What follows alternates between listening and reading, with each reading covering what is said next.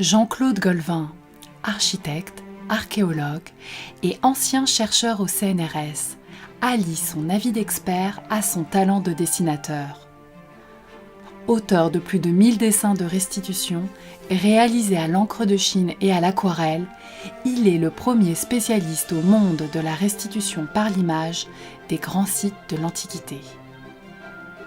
Né sous le ciel ensoleillé de Tunisie, il est dès son plus jeune âge passionné par le dessin et l'histoire.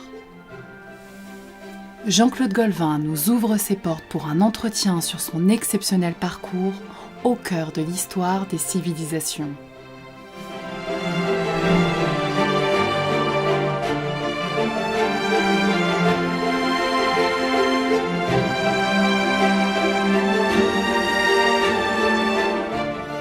Le désir de représenter un monument ou toute une ville, un site antique dans son état de splendeur, son état d'origine, je crois que c'est une envie qui me vient depuis toujours. Depuis qu'enfant, j'ai visité des sites archéologiques. On n'est pas satisfait au spectacle des ruines, en ce sens qu'on comprend bien que ces choses-là avaient une vie et je ne me contente pas de cet état de désordre et de désolation que les hasards de l'histoire nous ont livrés.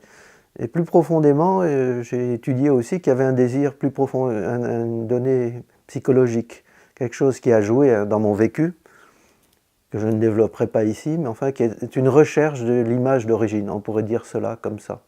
J'ai la soif de retrouver l'image d'origine des choses et c'est un besoin. C'est beaucoup plus qu'une envie, c'est quelque chose qui me semble être nécessaire. Je ne peux pas ne pas me mettre en route dans cette direction. Alors bien sûr les ruines c'est un très bon déclencheur.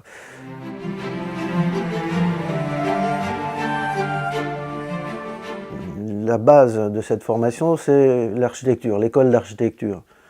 Bien entendu l'architecture a une dimension artistique, mais c'est aussi une discipline rigoureuse en ce sens qu'elle va jouer la statique, la résistance des matériaux, il y a des règles impératives qui font que vous ne pouvez pas faire n'importe quoi. Donc on essaye de faire jouer l'art au niveau de la création du monument, quelle allure on va lui donner, comment on va résoudre le problème de fonctionnement qui nous est posé. Bon, il y a bien un aspect esthétique, mais il est très très lié à des règles impératives. Donc c'est déjà un art, disons, très discipliné. Alors ensuite, la formation scientifique, à nouveau, il y a des règles. Il y a des règles, il faut faire une démonstration. Le chercheur est tenu à prouver, à démontrer. Donc dans ces deux voies-là, que ce soit l'architecture ou la recherche scientifique dans le domaine donc, de l'histoire, tout ceci est extrêmement cadré. On ne peut pas faire n'importe quoi, faire, disons, des œuvres qui sont fondées sur l'imagination débridée. Ça peut être très beau, des contes ou des choses de ce genre-là peuvent être très belles, mais ce n'est pas du tout la règle du jeu dans ces domaines-là.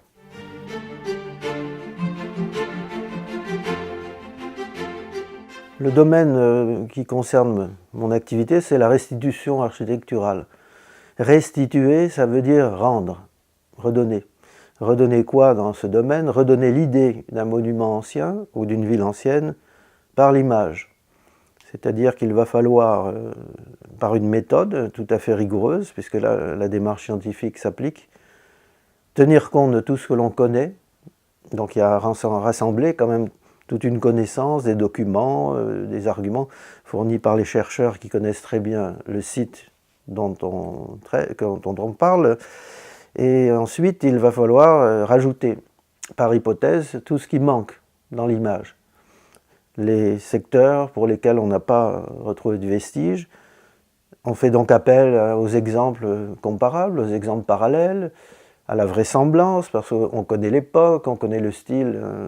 L'architecture romaine est définie aussi par des styles. On connaît donc assez de choses pour pouvoir imaginer et proposer ce qu'il manque avec une marge de sécurité assez grande. On s'embarque dans une restitution que si l'on possède les signes majeurs, pour une ville par exemple, une idée du paysage dans lequel elle se trouvait, les limites de la ville, la trame urbaine, la forme des grands édifices publics, Et tout ceci a une position particulière, donc tous ces déterminants, ces signes déterminants, sont présents dans l'image.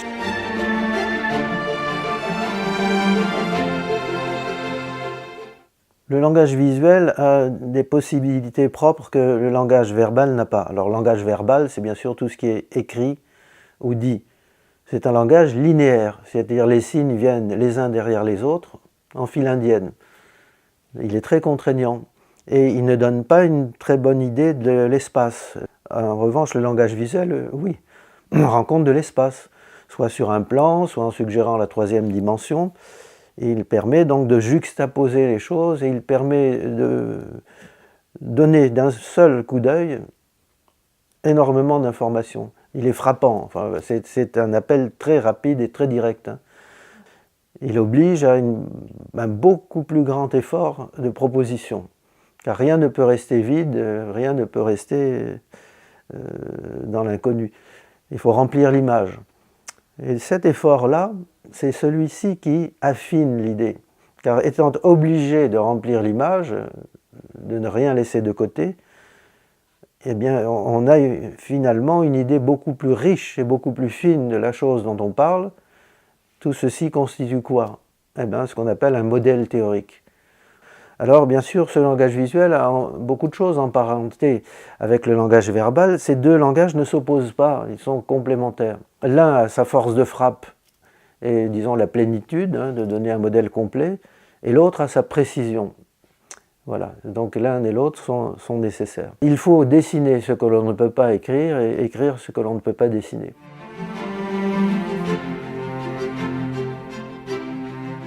Dans le domaine de la restitution, on ne peut pas dire qu'il n'y ait pas création. Il y a création. Création de quoi? De l'image qui sera la plus efficace par rapport au discours que vous tenez. C'est une image contrainte, puisqu'avant tout, on lui demande de quoi? D'expliquer. Présenter et expliquer quelque chose. Alors bien entendu, on aura affaire à des séquences d'images, généralement. On a, mettons, une vue générale d'une ville, et puis après on va rentrer dedans, on fera une vue d'un quartier, puis pour finir d'un monument, puis on conduira l'observateur dans une rue, à l'intérieur d'une pièce, et ainsi de suite. On lui racontera une histoire. Mais à chaque fois, avec l'intention d'être le plus efficace possible. Il faut que l'image parle plus que le texte, en gros, c'est ça aussi. Si on pouvait tout dire en image, on le ferait. Toutes les figures de rhétorique, métaphore, métonymie, etc., ellipse et tout cela, existent en image. Quelle est l'image rapidement faite par un croquis qui va dire la chose le mieux possible? Voilà, et là vous définissez tout d'un seul coup. Tout le reste, c'est une mise au point de l'image, une amélioration progressive de l'image pour la rendre plus réaliste, mais l'image est créée au niveau de l'esquisse. Et là, il y a vraiment création.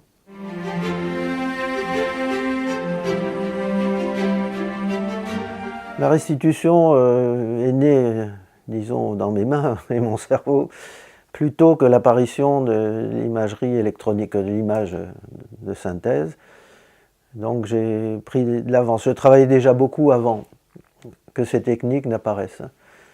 Et quand elles sont apparues, j'ai été leur allié, pas du tout hostile, au contraire. Même j'ai été parmi ceux, enfin les directeurs de laboratoire, qui ont promu l'imagerie électronique.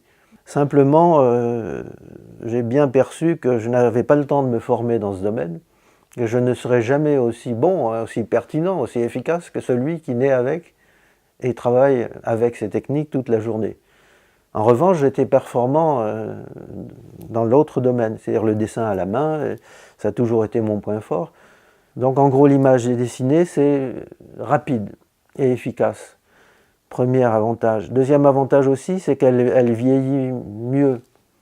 Ce qui arrive avec l'image, disons 3D de synthèse, ce que j'ai vu, ce à quoi j'ai assisté, il y a deux choses. Il y a un vieillissement lié à la technique qui très rapidement n'est plus utilisée, donc il n'y a plus de support pour la diffuser, voire même pour la conserver. Et puis elle est démodée très vite. J'oserais plus montrer les imageries qu'on a fait pour la restitution du temple de Karnak à l'ordinateur en 1990. Aujourd'hui, bon, on peut montrer ça en disant attention, on était à la préhistoire de l'imagerie électronique, voilà ce que ça donne. Mais ça, évidemment, ce Ce n'est plus montrable, c'est trop pauvre, ça ne fonctionne pas.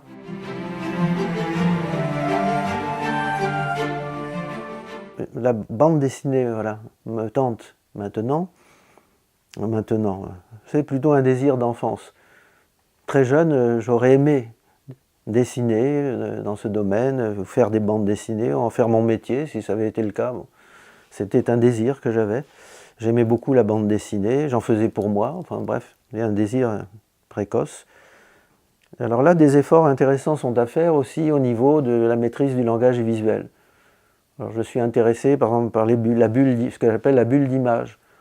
Si par hasard on peut mieux dire dans une bulle, par une image, ce dont il s'agit, c'est-à-dire à quoi le personnage pense, ou à quoi ressemble ce qu'il décrit, ce qu'il évoque, autant le dessiner plutôt que de l'écrire. Alors là on passe du rôle de l'historien qui défriche les textes ou qui discute avec des chercheurs plutôt à celui du metteur en scène. Car le premier travail là, c'est de mettre en scène les personnages. C'est-à-dire l'architecture, tout ce qui a précédemment été le sujet dominant, devient davantage le décor, en fait, dans lequel évoluent des personnages. Alors là, la difficulté est grande, c'est-à-dire de bien dessiner les personnages et surtout de bien exprimer ce qu'ils ont à dire par leur gestuelle.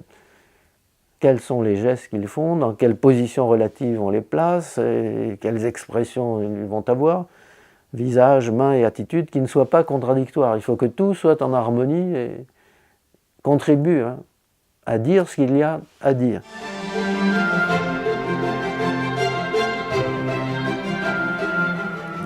La grande question de savoir où se situe l'art, beaucoup plus dans la manière de traiter un sujet que dans le choix d'un sujet. Il y a très peu de sujets originaux, très peu. Pratiquement tout a été dit. Donc ça va être toujours un homme, même une femme, quel est ce monsieur, cette dame, voilà, une histoire d'amour. Non, tout ça, bon, c'est banal. Alors l'art, il est dans la façon de traiter la chose, bien entendu. Les grands chefs-d'œuvre vous mènent vers le sublime. On s'élève, on est pris, puis on finit par être ravi, comblé. Il y a une sorte de grande séduction, mais grande séduction pour être menée plus haut. C'est là que l'art est éminemment difficile et subtil, comme on le voit. Avec très peu, on peut faire un chef-d'œuvre ou quelque chose de raté. Très peu d'écart, je veux dire. Et quand tout est parfait, en harmonie, où il y a à la fois la force d'inspiration, l'équilibre de l'idée, de l'originalité au niveau de l'expression, tout ça, ça finit par fonctionner. Mais c'est magique. Quand on réentend par plaisir, soit une œuvre aussi de musique, c'est magique parce que la magie se reproduit à chaque fois, parce que l'art est là pour recréer donc ces conditions donc de transmission d'un message plus élevé. C'est-à-dire c'est une petite chose qu'on a sous les yeux, une feuille de papier, un tableau au mur, et pourtant ça nous projette extrêmement loin.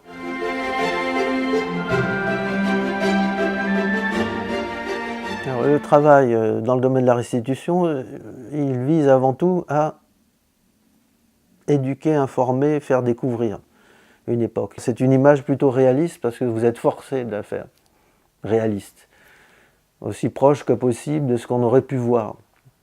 C'est-à-dire qu'on n'a pas la liberté de s'échapper complètement dans des flous, dans de l'abstrait, qui peut être génial, mais du coup ça ne correspond pas à ce qu'il convient de faire là. C'est tout le problème que pose l'histoire. Traiter l'histoire. On ne peut pas être fidèle à la réalité historique au point d'essayer de s'exprimer comme dans l'Antiquité, par exemple. C'est pas possible.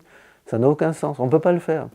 Je ne vais pas faire parler mes personnages en latin, parce que sinon mon public est restreint. Et quel latin? Il n'y a pas d'autre solution que d'adapter l'évocation d'une période de l'histoire dans un langage actuel. Alors tout ce problème-là, quel est le mot clé qui est par derrière ça? C'est le sens. Il faut que ce que l'on raconte ait du sens. Ça veut dire quoi? Ça veut dire que ce que je raconte soit lié à la véritable histoire.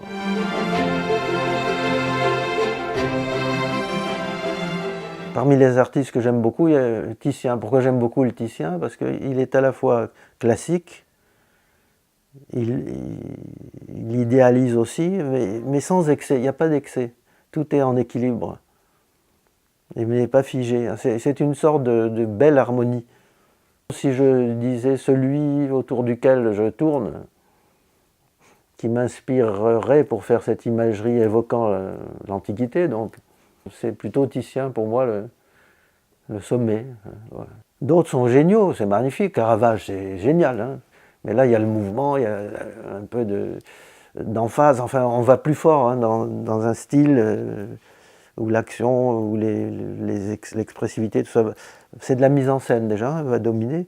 Pour la couleur, c'est Gauguin pour moi. L'artiste qui, pour moi, voilà, maîtrise la couleur, c'est Gauguin. Enfin, je trouve. Hein. C'est formidable, mais j'en ai pas besoin vraiment fortement dans ce que je fais. Je serais plus proche de Titien que, voilà, que de Gauguin ou autre, parce que c'est plus proche du discours que j'ai à tenir.